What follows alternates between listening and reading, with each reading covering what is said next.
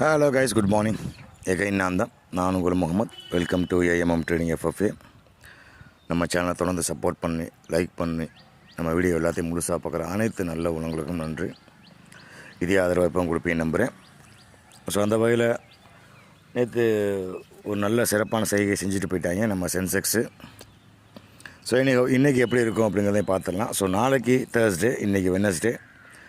So நாளைக்கு expiry இருக்குது இல்லையா, நம்ம நிஃப்டியோட எக்ஸ்பெரி. ஸோ அதை பார்க்குறதுக்கு முன்னாடி ஆஸ் யூஸ்வல் குளோபலை பார்த்துட்டு நிஃப்டியை பார்த்துட்டு அதுக்கப்புறம் லாஸ்ட்டாக வந்து சென்செக்ஸ் பேங்க் நிஃப்டியும் பார்த்துட்டு அப்படியே முடிச்சுக்கலாம். ஸோ அந்த வகையில் ஃபஸ்ட்டு நாஸ்டாக்கை பொறுத்தவரை நம்ம சொல்லியிருந்தோம். நேற்றும் வந்து ஃப்ளாட் வித்து பாசிட்டிவ் தான் அவனுக்கு கொடுத்துருந்தோம், பயஸ் தான் கொடுத்துருந்தோம். ஏன் அப்படின்னா அவன் கீழ் நோக்கி போக மாட்டான் அப்படிங்கிறத எக்ஸ்பெக்டேஷன் பண்ணியிருந்தோம். அதே மாதிரி அவன் கீழே போனாலும் இந்த ரேஞ்சு கீழே போக முடியல அவனால். ஸோ 21,250 கீழே போக மாட்டேன் அப்படிங்கிறதையும் கான்ஃபிடண்ட்டாக சொல்லியிருந்தோம். ஸோ இன்றைக்கும் அதே தான். ஸோ ஸ்டில் அவன் பாசிட்டிவ் மூலம் தான் இருக்கான். என்ன ஒன்று அப்படின்னா கன்சால்டேஷன் ஜோனில் இருக்குது. ஸோ ஃபர்ஸ்ட் ஆஃப் ஆல் இந்த 21,250 கீழே அவன் ட்ராவல் பண்ணணும்.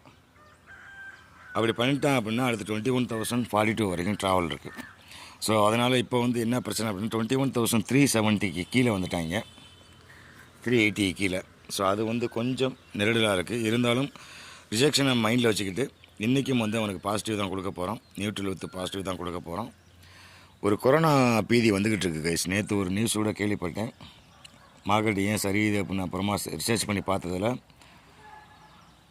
கொரோனாவோட தாக்கம் மறுபடியும் வரப்போகிறதாக ஒரு நியூஸ் வந்து பரவிக்கிட்டு இருக்குது. அது எந்த அளவுக்கு உண்மைன்னு தெரியல. அதுக்காகவா ஒரு 10,000 கோடிக்கு எஃப்ஐ செல் பண்ணாங்க அப்படின்னா அதையும் நம்ப முடியல. இது எப்படி போகுதுன்னு தெரியல. ஸோ பார்க்கலாம் எந்த அளவுக்கு எஃப்ஐயோட ஆக்டிவிட்டீஸ் இன்றைக்கி இருக்க போகுது அப்படிங்கிறதையும் பார்த்துருவோம். ஸோ நம்ம வந்து டெக்னிக்கலாகவே பேசுவோம், உள்ளே என்ன நடக்குங்க பேச வேணாம் அவசியம் இல்லை. நம்மளோட டெக்னிக்கல் என்ன சொல்லுதுங்கிறதையும் பார்த்துடலாம். ஸோ இன்றைக்கி குளோபலை பொறுத்தளவுக்கு நியூட்ரல் வித்து பாசிட்டிவ் தான் கொடுக்க போகிறோம். நாஸ்டாக்கை பொறுத்தளவுக்கு ஸோ டவ்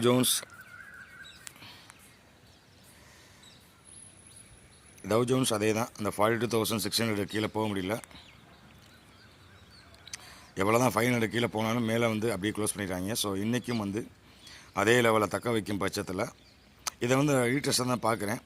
கண்டிப்பாக நம்மள ஒரு 850க்கு மேலே அவன் ட்ராவல் பண்ணணும் டவ் ஜோன்ஸு. இன்கேஸ் அதை தவறும் பட்சத்தில் ரொம்ப கஷ்டம், மறுபடியும்